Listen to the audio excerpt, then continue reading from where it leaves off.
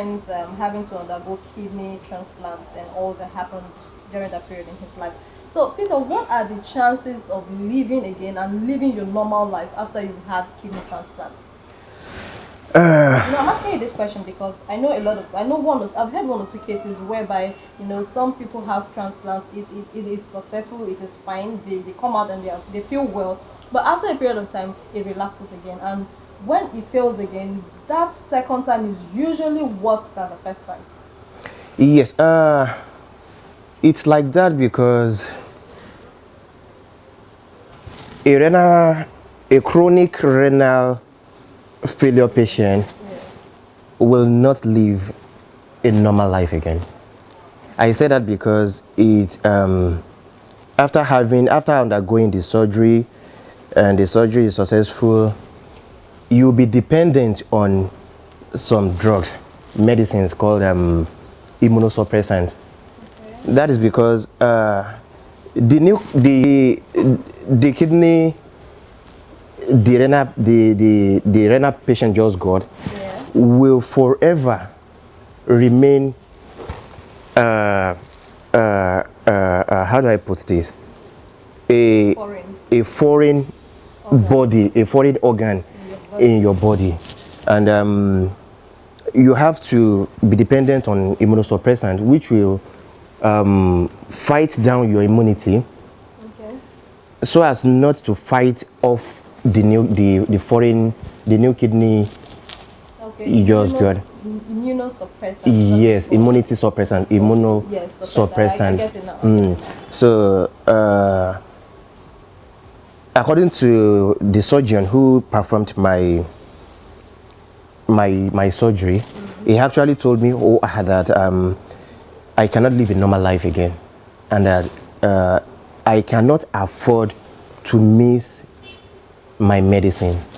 That any attempt to miss it for 24 hours or more will lead to rejection of the organ, and you're back to square one. Wow. So what kind of, like, how often do you take these drugs? What are we talking about? Twice a day? No, twice a day. Yes, twice a day. Thrice a day. Okay. Morning, afternoon, and evening. Yes. Oh, okay. Where did you have the surgery? I had it in India. I'm Ahmedabad, India. Didn't you trust our Nigerian hospital? To be honest, I don't very much. I don't trust our distance very much, because there was a time I was in one of the hospitals. I will not mention name now. They were having four hemodialysis machine. We patients at that renal ward were about 22. And they just had 4 machines for you? They had 4 machines. If the 4 machines were working optimally, it wouldn't have been a problem. But at the time the 4 machines went off, meaning none of us patients we have access to hemodialysis. And you know what hemodialysis means. You'll be having edema.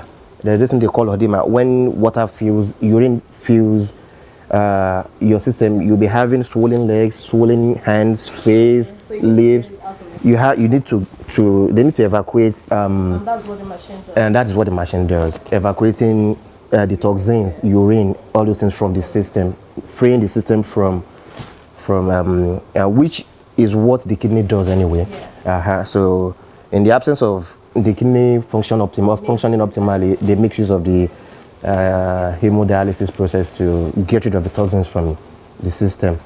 And when that is not done, death is imminent, as in...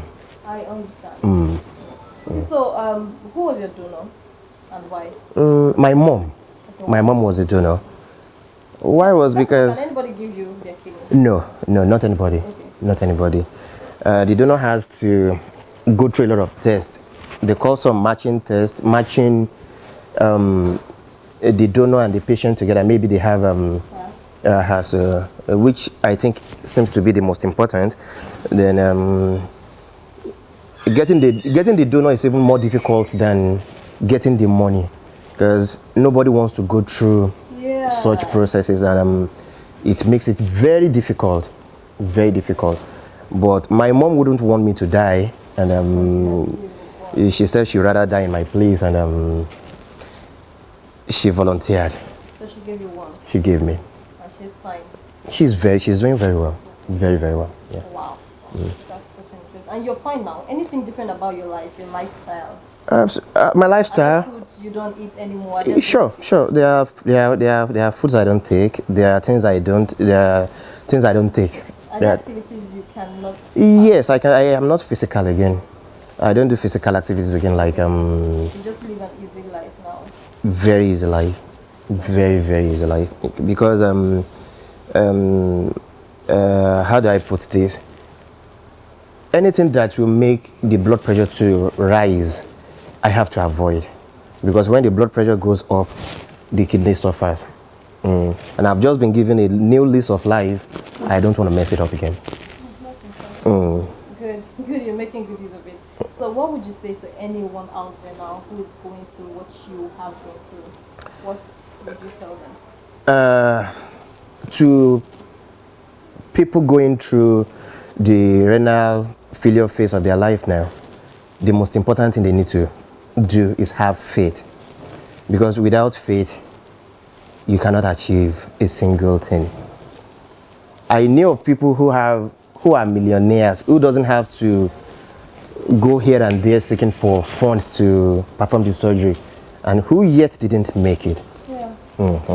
So it's all on God. It's all God. It's all God. Okay. It's all God. They should have faith. Okay.